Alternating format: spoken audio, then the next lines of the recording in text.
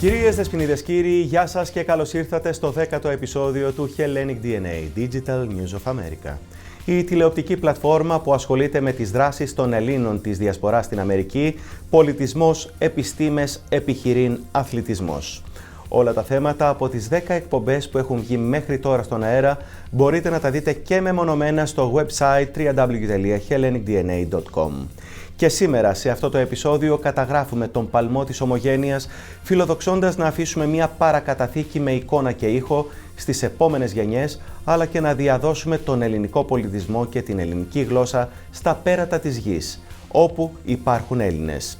Πριν περάσουμε στην σημερινή μας θεματολογία, να ευχαριστήσουμε τους χιλιάδες φίλους τηλεθεατές που μας ακολουθούν στα social media, τους χορηγούς μας που μας στηρίζουν και τους συνεργάτες της εκπομπής που εργάζονται ώστε να υλοποιήσουν το μηνιαίο επεισόδιο.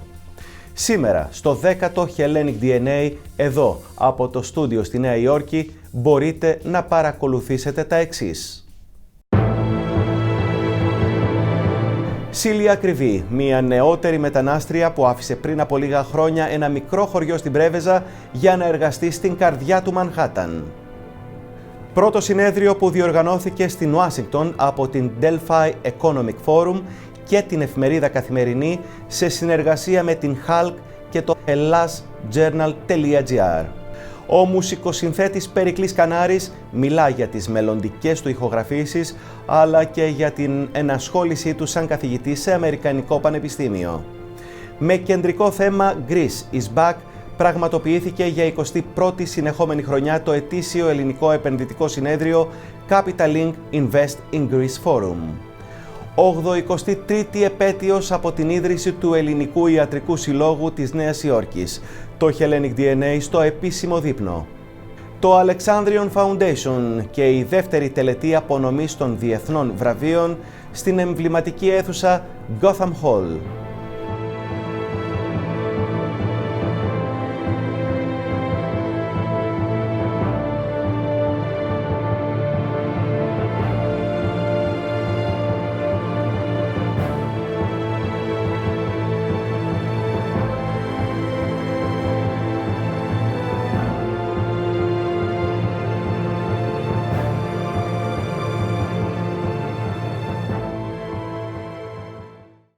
Όλοι οι Έλληνες και οι Ελληνίδες επιστήμονες που ζουν στην Αμερική έχουν συνείδηση ελληνική. Οι λόγοι που τους έφεραν εδώ και κυρίως τους κρατούν εδώ είναι επαγγελματικοί, αφού τους παρέχονται τεράστιες δυνατότητες εξέλιξης και μπορούν πολύ εύκολα να αξιοποιήσουν τις ικανότητές τους.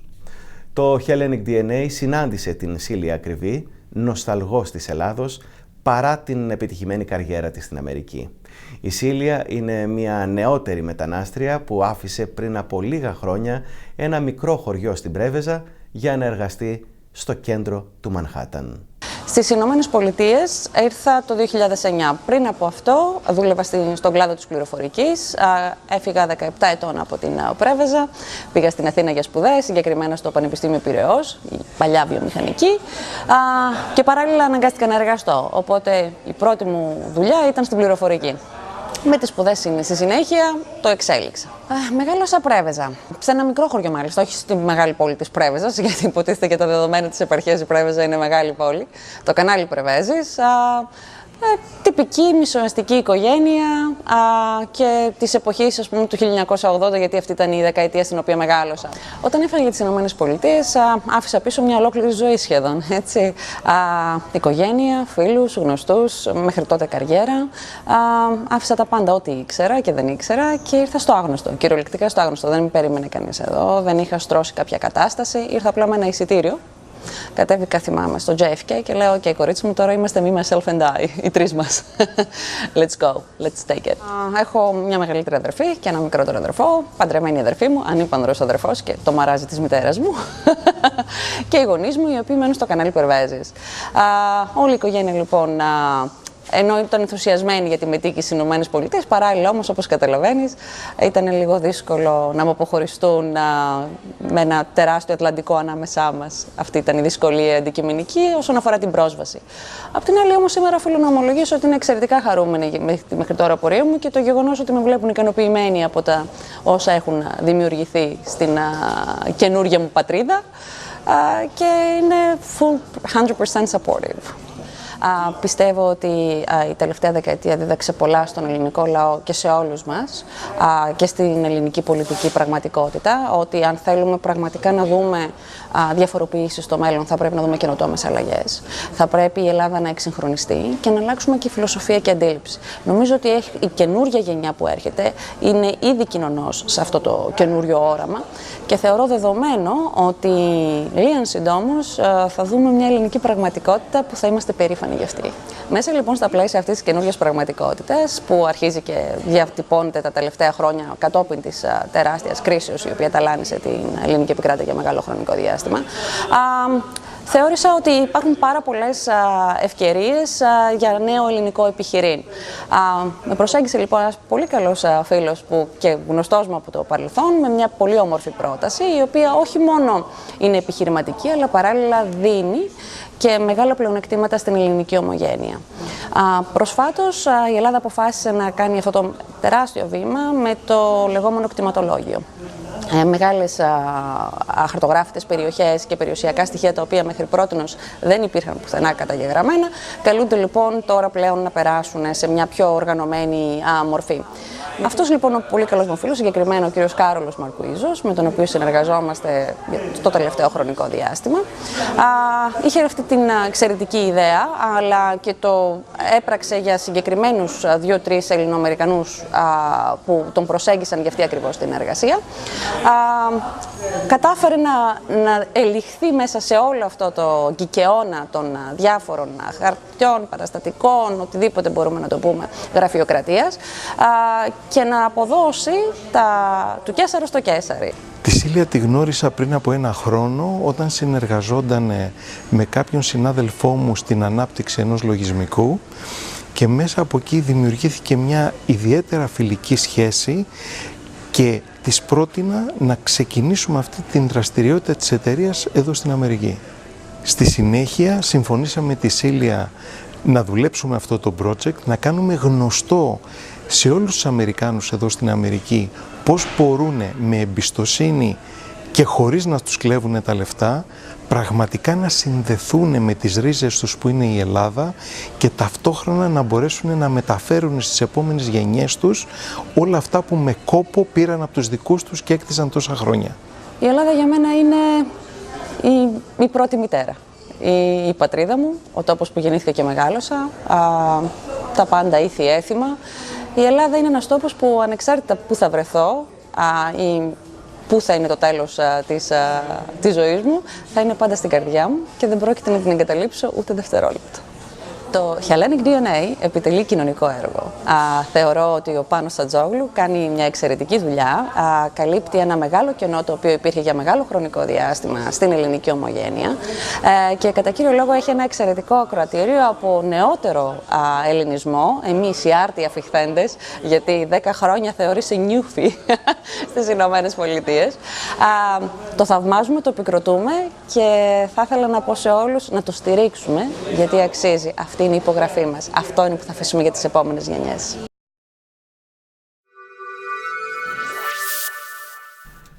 Γερουσιαστές, πρόεδροι οργανισμών και επιχειρήσεων, Έλληνες υπουργοί, κυβερνητικοί αξιωματούχοι από τις Ηνωμένες Πολιτείες, διαπρεπείς ακαδημαϊκοί και πολλοί δημοσιογράφοι παρέστησαν στο πρώτο συνέδριο που διοργανώθηκε στην Ουάσιγκτον από το Delphi Economic Forum με την εφημερίδα Καθημερινή σε συνεργασία με την HALC και το hellasjournal.gr. Συζητήθηκαν και αναλύθηκαν θέματα που αφορούν δράσεις για την ενίσχυση των δεσμών και συνεργασιών μεταξύ των Ηνωμένων Πολιτειών, της Νοτιοανατολικής Ευρώπης και της Ανατολικής Μεσογείου, με έμφαση στην Ελλάδα.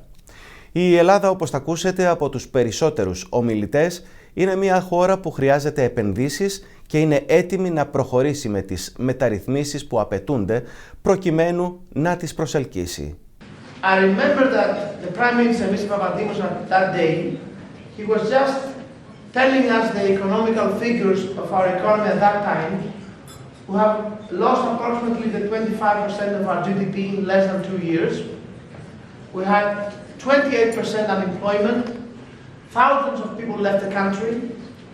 And then he mentioned, as we understand, dear colleagues, these are things that has happened in a Western country only after a war. Αυτή η διήμερη συνάντηση που έγινε στην Ουάσιγκτον είχε εξαιρετικό ενδιαφέρον, θεωρώ, και για την Ελλάδα αλλά και για τις Ηνωμένες Πολιτείες. Κυρίως γιατί η Ελλάδα είναι αυτή τη στιγμή ο μόνος πόλος σταθερότητας σε μια περιοχή που συμπεριλαμβάνει και την Ανατολική Μεσόγειο και τα Βαλκάνια. Επομένως, ένας μόνιμος σταθερός παράγων ως σύμμαχος των Ηνωμένων Πολιτειών είναι εξαιρετικά σημαντικό και για τα δύο μέρη. Νομίζω ότι είναι ένα σημαντικό συνέδριο αυτό που είχαμε, είναι βέβαια το πρώτο και έχει σημασία νομίζω από τη μια να εξηγήσουμε εμείς σαν Έλληνες τις θέσεις μας εδώ και το τι επιδιώκει η Ελλάδα και από την άλλη να καταλάβουμε και λίγο το τι ακριβώς συμβαίνει στην Ουάσιγκτον, γιατί είμαστε σε αχαρτογράφητα νερά και οπωσδήποτε βοηθάει πολύ αυτή η επαφή. Σκοπός της προσπάθειας είναι να λειτουργήσουμε ως γέφυρα με την Αμερική και νομίζω επειδή η καθημερινή, κυρίως μέσω της αγγλόφωνης έκδοσης, όντως λειτουργεί ως γέφυρα, έχει μια εγκυρότητα, συνεργαζόμαστε στους New York Times, άρα αυτό αποτελεί από μόνο του ένα στοιχείο που προσελκύει και τον ξένο αναγνώστη και της διασποράς, αυτούς δηλαδή που διαβάζουν στα αγγλικά, και η αίσθηση που έχω ακούγοντας και τους συμμετέχοντες είναι ότι όντως θεωρούν ότι ανταποκριθήκαμε σε αυτή την ανάγκη, αν θέλετε, που υπήρχε, την καλύψαμε και ελπίζω να το συζητήσουμε, να το δούμε, αλλά να συνεχίσουμε και του χρόνου και άλλα χρόνια σε ένα ανάλογο κλίμα, περιβάλλον και με ανάλογο στόχο. Είμαι πάντα χαρούμενος όταν έχω την ευκαιρία να βρίσκομαι στην Ουάσιγκτον. Μου δίνεται πάντα την ευκαιρία να έχουμε υψηλό επίπεδο επαφές και με το Κογκρέσο και με το Administration. Όμως τώρα είναι μια ακόμα καλύτερη ευκαιρία, διότι είναι στο πλαίσιο ενός πολύ σημαντικού συνεδρίου για τη χώρα μας, αλλά ευρύτερα για την περιοχή, την Νοτιοανατολική Ευρώπη και την Ανατολική Μεσόγειο, γιατί είναι το σημείο στο οποίο πια συγκεντρώνεται πολύ μεγάλο επενδυτικό ενδιαφέρον και για θέματα ενέργειας και για θέματα υποδομών και φυσικά για τον τουρισμό, έναν τομέα ο οποίος είναι προνομιακός για τη χώρα μας και αν θέλετε ήρθα και είχα την ευκαιρία να προσπαθήσω και εγώ να επανασυστήσω τη χώρα μας ως έναν τουριστικό αλλά και τουριστικό επενδυτικό προορισμό για τους φίλους από τις Ηνωμένες Πολιτείες. Πιστεύω ότι τέτοια συνέδρια είναι χρήσιμα, θα τα έλεγα ακόμα και απαραίτητα. Φέρνουν μαζί διάφορους ομιλητές από διάφορες περιοχές του κόσμου, δίνουν την ευκαιρία στον καθένα να αναπτύξει τις ιδέες του και στο τέλος της ημέρας είναι αυτό ακριβώς που χρειάζεται η χώρα μας. Χρειάζεται αυτή τη λεγόμενη εξωστρέφεια, χρειάζεται να ερχόμαστε σε επαφή με μεγαλύτερα κροατήρια εκτός της Ελλάδος και κυρίως εδώ στην Αμερική. Το θέμα που προσπαθούμε να καλύψουμε είναι δύσκολο, γι' αυτό και αυτό το είδος τα events είναι απολύτως απαραίτητα. Εδώ βλέπουμε ένα συγκερασμό ανθρώπων και από την πολιτική και από την οικονομία και από την κοινωνία, η οποία είναι απολύτως απαραίτητη για να μπορέσουμε να βοηθήσουμε και στην ουσιαστική επίλυση των προβλημάτων, αλλά και να ξεκαθαρίσουμε εκεί που υπάρχει ομίχλη για να δείξουμε ποια είναι η πραγματικότητα στην Ελλάδα, έτσι ώστε όλο και περισσότεροι να τολμήσουν και να έρθουν στη χώρα μας. Αυτό που κατάφερε το Delphi Economic Forum με την Καθημερινή και είμαι πολύ ικανοποιημένος για τον ρόλο που παίξαμε και εμείς, αλλά είναι ένα πολύ θετικό, μια θετική εξέλιξη, γιατί για πρώτη φορά, παρόλο που ερχόμαστε τακτικά στην Ουάσιγκτον και συζητάμε τα εθνικά θέματα, το μέλλον της Ελλάδος, για πρώτη φορά πιστεύω η Ελλάδα και τα ελληνικά θέματα έχουν παρουσιαστεί στη Ουάσιγκτον με ένα πιο ολοκληρωμένο τρόπο. Νομίζω ότι το πρώτο οικονομικό Delphi Forum εδώ στη Ουάσιγκτον είναι ένας θεσμός ο οποίος πρέπει να καθιερωθεί. Είναι αναγκαίο σε θεσμικό επίπεδο αλλά και σε έξω θεσμικό επίπεδο να υπάρχει ένας διάλογος ώστε και οι δύο πλευρές να καταλαβαίνουν τι έχει σημασία για την άλλη, και σε επίπεδο πολιτικών, επιχειρηματιών, δημοσιογράφων και άλλων κλάδων είναι ζωτική σημασία να κρατιέται μια αμοιβαία σχέση εμπιστοσύνης, η οποία μπορεί να οδηγήσει σε κοινά αποτελέσματα.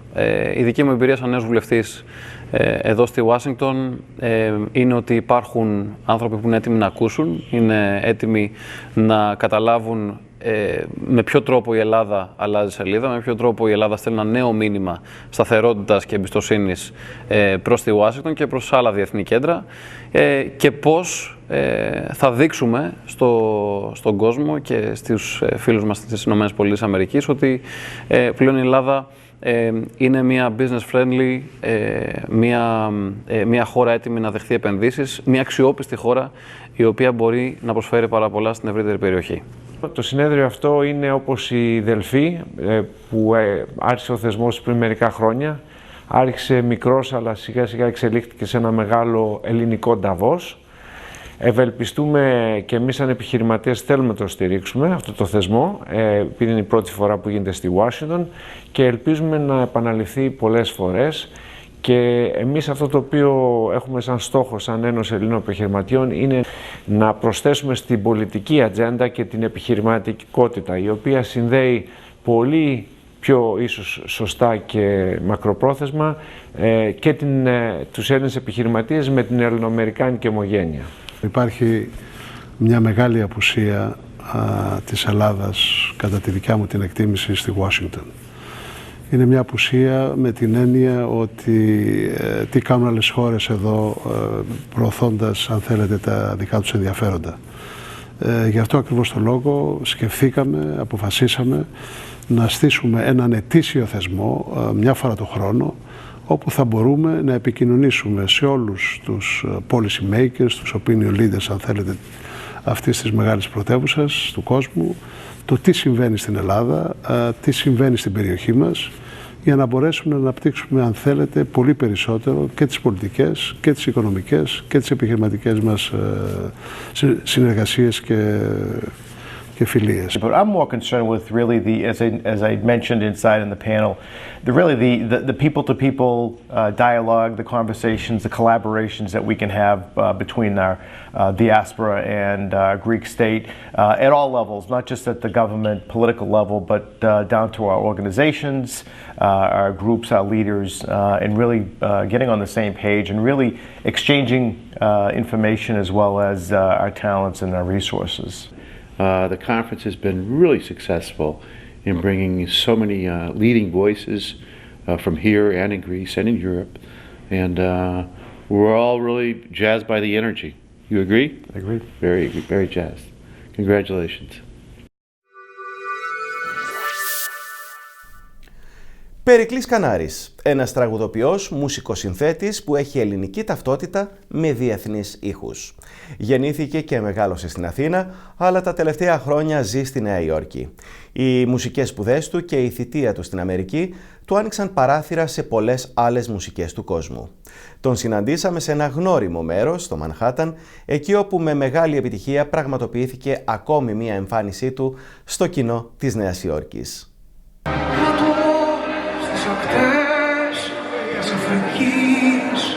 Είναι πολύ ιδιαίτερο συναίσθημα να παίζω για την ομογένεια της Νέας Υόρκης, γιατί είναι το μέρος και το περιβάλλον στο οποίο εγώ ξεκίνησα ως μουσικός και τραγουδοποιός και συνθέτης. Αυτή εδώ η γωνιά, ειδικά το ντρόμ, επειδή εδώ ξεκίνησα κιόλας να παίζω, έχει κάτι ιδιαίτερο συναισθηματικό για μένα. γιατί είναι η ανάμνηση πάντα του ξεκινήματος και της αρχής, γιατί εδώ ξεκίνησαν όλα.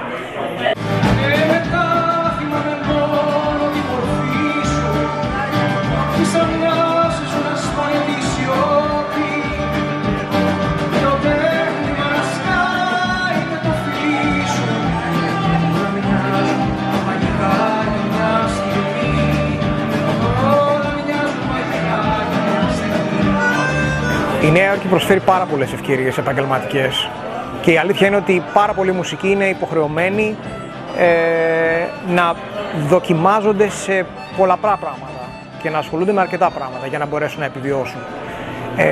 Εγώ έχω την τύχη αυτή τη στιγμή να ζω από τη μουσική και να βιοπορίζομαι με αυτήν. Έχω και οικογένεια, έχω ένα παιδάκι. Σίγουρα το γεγονός ότι τώρα θα ξεκινήσω να διδάσκω και στο NYU είναι πάρα πολύ βοηθητικό για μένα. Η γλώσσα, όπως και να το κάνουμε, περιορίζει κάπως το κοινό. Αν παίζει κανείς ορχιστρική μουσική μόνο, έχει πιο εύκολα προσβάσιμο κοινό νεοϊορκέζικο. Εγώ πιστεύω παρόλα αυτά και στην ελληνικότητα του ήχου, αλλά και στην ελληνική γλώσσα. Και επιμένω σε αυτό. Η ελληνική γλώσσα είναι η ραχοκοκαλιά της ψυχής μας ως Έλληνες. Είναι ο αμεσότερος και ο πιο σημαντικός τρόπος έκφρασης που έχουμε.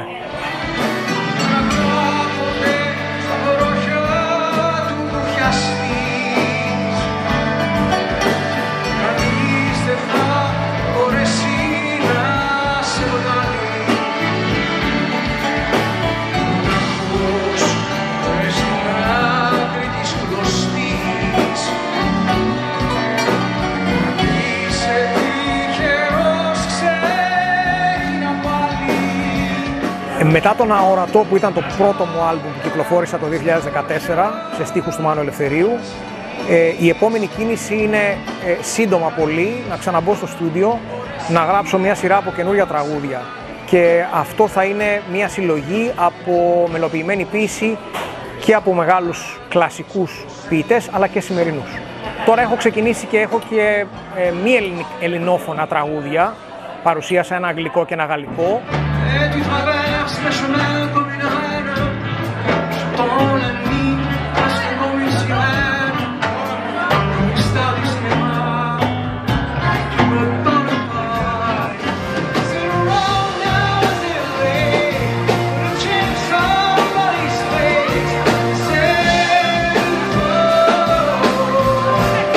Εύχομαι στο DNA την ίδια δύναμη, την ίδια έμπνευση, την ίδια αποφασιστικότητα και δημιουργικότητα για να συνεχίζει να κρατάει τόσο ψηλά τον πύχη της ενημέρωσης για την ομογένειά μας.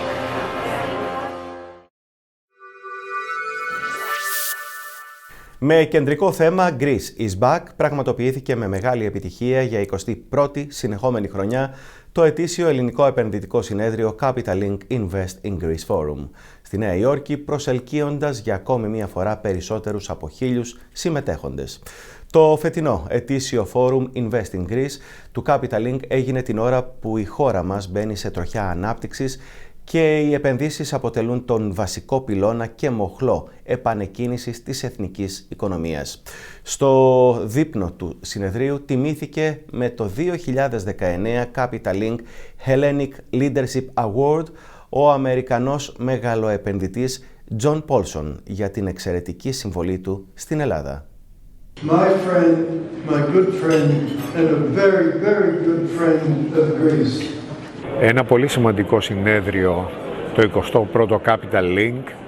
Εγώ έχω παρακολουθήσει τα τελευταία 20, θα έλεγα 21 συνέδρια στη Νέα Υόρκη και ομολογώ ότι αυτό είναι ένα από τα πιο πετυχημένα, με ιδιαίτερη συμμετοχή πάρα πολλών υπουργών της κυβέρνησης, με ένα κλίμα αισιοδοξίας, με μια προσπάθεια η οποία γίνεται να αυξηθούν οι επενδύσεις στην Ελλάδα και νομίζω ότι ο τίτλος Greece is Back τα λέει όλα. Εδώ βρισκόμαστε στην αρχή ενός εγχειρήματος που φαίνεται ότι ο δρόμος είναι μακρύς. Υπάρχουν τέτοια γραφειοκρατία ακόμα και τέτοια αναχώματα που πρέπει να καταδαφιστούν για να μπορέσει κάποιος να έρχεται να επενδύει σε μια χώρα σε βαστά ποσά. Θέλει δουλειά, είμαστε στο σωστό δρόμο, αλλά να πούμε ότι επειδή πέρασαν 5-6 μήνες με καλές κινήσεις ότι θα μπορέσει κάποιος να κάνει μια τεράστια επένδυση, θέλει ακόμα καιρό. Είμαστε πάντως στο σωστό δρόμο. Το Capital Link κατάφερε και μάζευε κόσμο εδώ όταν κανείς δεν ήθελε να ασχοληθεί είτε με την Ελλάδα είτε με την ναυτιλία. Φέτος είναι η 21η χρονιά που διοργανώνουμε αυτό το καταπληκτικό συνέδριο. Το συνέδριο αυτό διοργανώνεται κάθε χρόνο ανεξάρτητα από τις οικονομικές και πολιτικές συνθήκες στην Ελλάδα. Και πραγματικά είμαι ιδιαίτερα περήφανος που καταφέραμε να κρατήσουμε την ποιότητα του συνεδρίου αυτού υψηλά, ακόμα και σε περιόδους δύσκολες, όταν η Ελλάδα ήταν στα βάθη της κρίσεως. Σήμερα, που είναι το 21ο συνέδριο, το κλίμα είναι διαφορετικό. Η Ελλάδα έχει πλέον μπει, μετά από τόσα χρόνια κρίσεων και προβλημάτων, σε μια καινούργια πορεία. Όλα τα μεγέθη δείχνουν μια θετική εξέλιξη και έχουμε πολύ δρόμο να διανύσουμε μπροστά μας, αλλά πλέον η τάση και η πορεία είναι θετική. Βλέπω ενθουσιασμένο κόσμο, μεγάλη επιτυχία. Η Ελλάδα είναι η χώρα η οποία πρέπει να προσελκύσει σε επενδύσεις και εύχομαι το καλύτερο. Το Αφάντου για μένα είναι κάτι το ιδιαίτερο μες στην καρδιά μου, είναι κάτι το οποίο τέλος πάντων το χρειάζεται ο τόπος. Γνώρισα τον Υπουργό Επενδύσεων, τον Άδωνη Γεωργιάδη, με ενθάρρυνε πολύ ότι τα έργα θα προχωρήσουν και ο Πρωθυπουργός, ο Κυριάκος Μητσοτάκης, ξέρανε τα βάσανά μου και την αγωνία ως Έλληνο-Αμερικανός θέλω να επενδύσω στον τόπο μου, ξέρανε την υπόθεση μου, υποσχεθήκανε ότι θα κάνουν το καλύτερο δυνατόν. Ο καπιταλισμός έχει συγκεκριμένους κανόνες και λειτουργεί βάσει κέρδους. Εμείς φτιάχνουμε φιλικό επιχειρηματικό περιβάλλον για όλους τους επενδυτές. Τώρα το αν σε αυτό το περιβάλλον κινητοποιηθούν και περισσότεροι ομογενείς, πολύ ευπρόσδεκτο και πολύ ευχάριστο. Άρα εμείς θέλουμε να κάνουμε τη ζωή εύκολη σε κάθε επενδυτή που θα στην Ελλάδα. Μεγάλη στιγμή για την Ελλάδα σήμερα και αυτό φαίνεται από τον παλμό που οι πολιτικοί εκπρόσωποι της ελληνικής κυβέρνησης μιλάνε για την αυριανή Ελλάδα και για το πώς αλλάζει. Εμείς σαν Atlantic Bank η πορεία μας συνυπάρχει με τον ελληνισμό εδώ στην Αμερική και η καρδιά μας πάντα χτυπάει ελληνικά. Κάθε καλό για την πατρίδα μας είναι χαρά μας και περηφάνεια μας και ό,τι μπορούμε να κάνουμε και σαν τράπεζα θα το κάνουμε για να βοηθήσουμε. Είναι πλέον θεσμός το Capital Link στην επενδυτική κοινότητα της Νέας Υόρκης και απευθύνεται σε ένα ευρύτερο κοινό το οποίο επεκτείνεται πολύ παραπέρα από αυτούς που έχουν ενδιαφέρον επενδυτικό ή πολιτικό για την Ελλάδα. Συγκεντρώνει επενδυτές, συγκεντρώνει μακροπρόθεσμους και speculators όλων των ειδών επενδυτών και χαίρομαι που έχει γίνει πλέον θεσμός. Η ποιότητά του είναι υψηλότατη και η αναγνωρισιμότητά του επίσης πάρα πολύ δυναμική.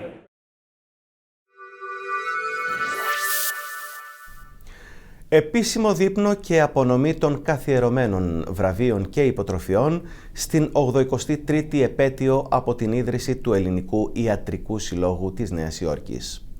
Οι γιατροί που μιλούν στην κάμερα του Hellenic DNA αναφέρονται στην συνέχεια του θεσμού, προβάλλοντας το μεγάλο έργο του Γιώργιου Παπανικολάου. Οι περισσότεροι γιατροί, όπως θα ακούσετε, θέλουν να καταδείξουν την μεγάλη απήχηση που είχε το έργο του Παπανικολάου στην μοντέρνα ιατρική και πως ο σπόρος που έριξε αυτός ο γιατρός πριν από πολλά χρόνια συνεχίζει να βγάζει καρπούς και να έχει αποτελέσματα.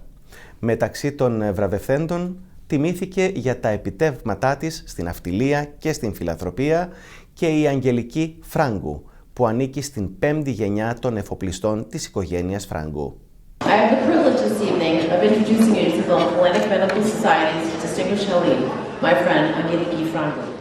The most important is that you have seen the changes and you have brought young people in the organization. I think I want to really tell you congratulations, we are next to you.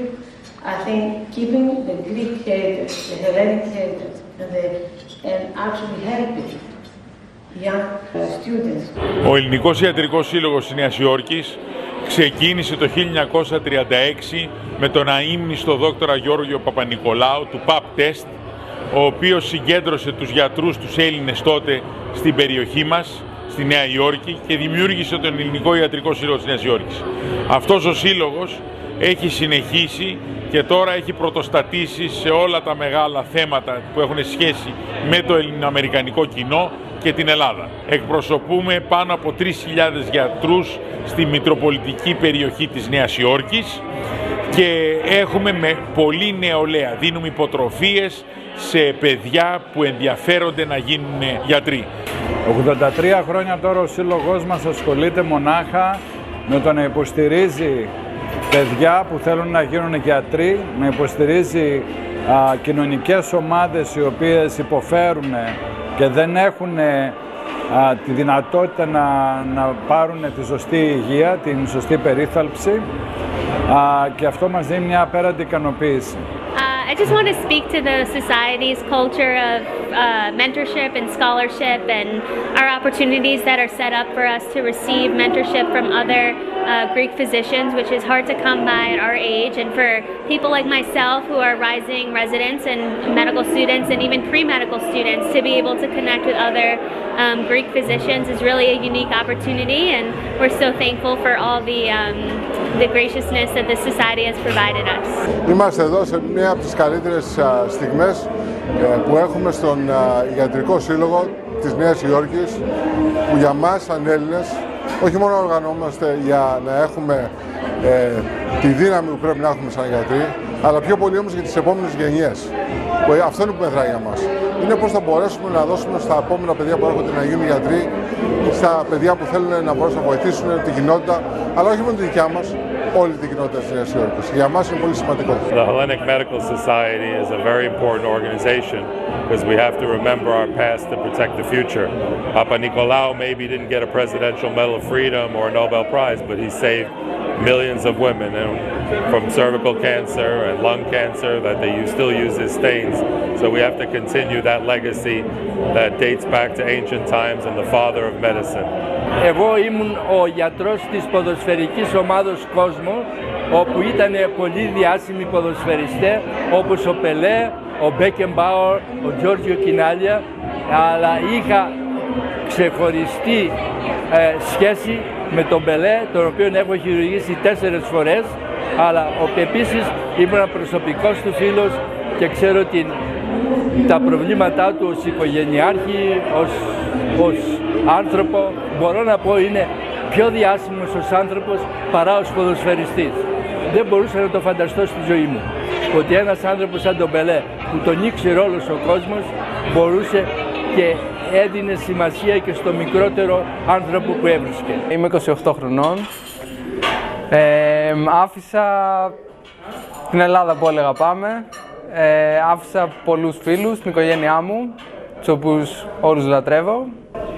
Σίγουρα θα μείνω εδώ μερικά χρόνια για να κάνω έρευνα και ο στόχος μου είναι να κάνω εδώ ειδικότητα, να εκπαιδευτώ δηλαδή στην νευροχειρουργική. Η ειδικότητα είναι 7 χρόνια, που σημαίνει ότι σίγουρα θα κάτσω εδώ τουλάχιστον 10 χρόνια, αν όλα πάνε καλά, πρώτα ο Θεός. Οπότε μετά από τόσα χρόνια, μόνο ο Θεός ξέρει αν θα μπορέσω να γυρίσω. Πάντως σίγουρα κάποια στιγμή θέλω πολύ να γυρίσω. Ναι. Οι ιατροί παίζουν σπουδαίο ρόλο όχι μόνο στο να γιατρεύουμε και να γράφουμε συνταγές, αλλά ταυτόχρονα να εκπαιδεύουμε τους ομογενείς.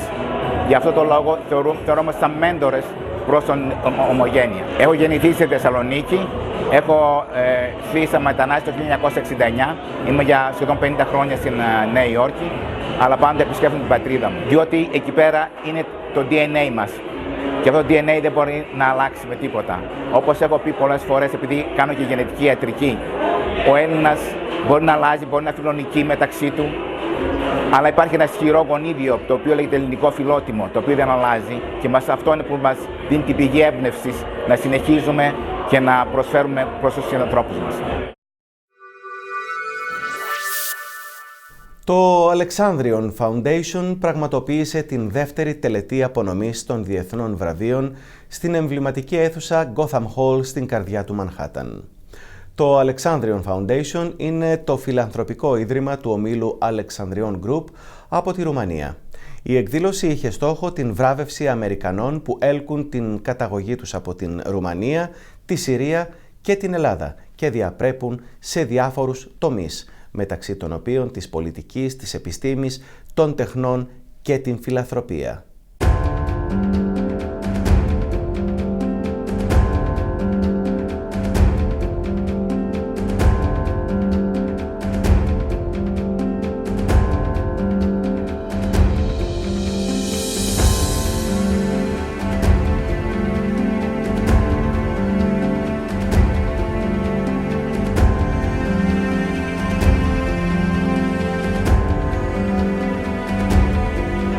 Ξεκινήσαμε από πέρσι στη Νέα Υόρκη, το οποίο θα υπάρχει κάθε χρόνο.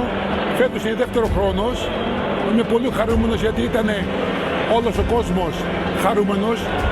Οι βραβευμένοι ήταν ακόμα χαρούμενοι και όλα καλά και όλα θετικά.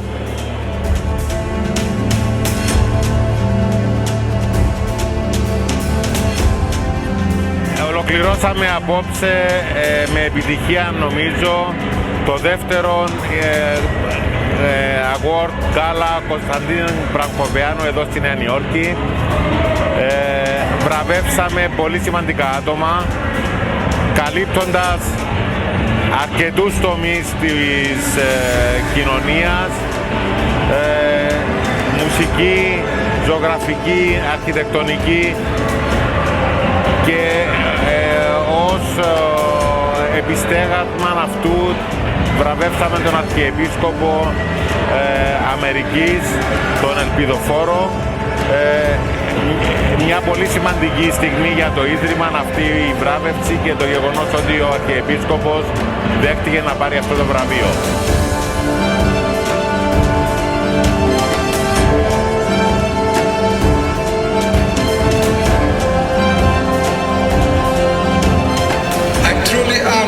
To be among all of you this evening, and I'm deeply humbled that you have decided to grace me with this noteworthy award, along with all my fellow honorees. We are grateful for its amazing contributions, and allow me to express the thanks of all to the Foundation for its abiding commitment, its effective energy, and its excellent activities. Here we are in New York City at the Gotham Hall, celebrating this wonderful event full of warmth and kindness, a charity event planned by Angela here. Thank you so much for having us here tonight. It was a pleasure working with the Alexandrion Group. Warm people from Romania, very close to our heritage of being Greek, and joining forces together tonight for a wonderful fundraiser. Happy to be here and really happy to work with the group. So thank you so much. Appreciate it.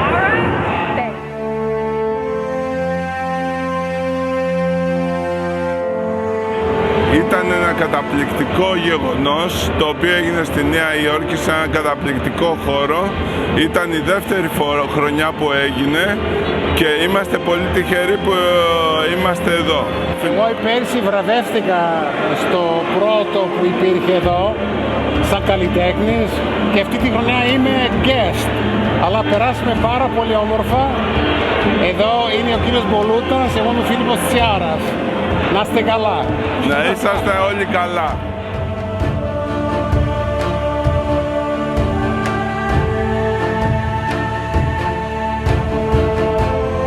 Ολοκληρώθηκε για δεύτερη συνεχή χρονιά το Κωνσταντίν Μπρανκοβιάνου event στη Νέα Υόρκη. όλα στέφθηκαν επιτυχώς. Βραβεύσαμε και πάλι άτομα της τέχνης, της κουλτούρας. Ενώσαμε 3 λαούς, τους Έλληνες, τους Ρουμάνους, τους Αμερικάνους.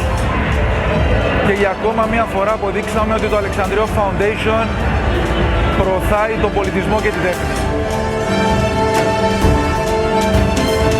Δεύτερη χρονιά για το Αλεξανδριόν στις Ηνωμένες Πολιτείες. Ένα Αλεξανδριόν δυναμικό, μετά την περσινή πρώτη παρθενική εμφάνιση στη Νέα Υόρκη, μετά από πολλές ώρες βραβεύσεις πολλών κοινωνικών στρωμάτων, είναι η δεύτερη χρονιά με τον καινούργιο Αρχιεπίσκοπο να βραβεύεται και άλλα άτομα της τέχνης και της πολιτικής, και θα συνεχίσει δυναμικά τις επόμενες χρονιές.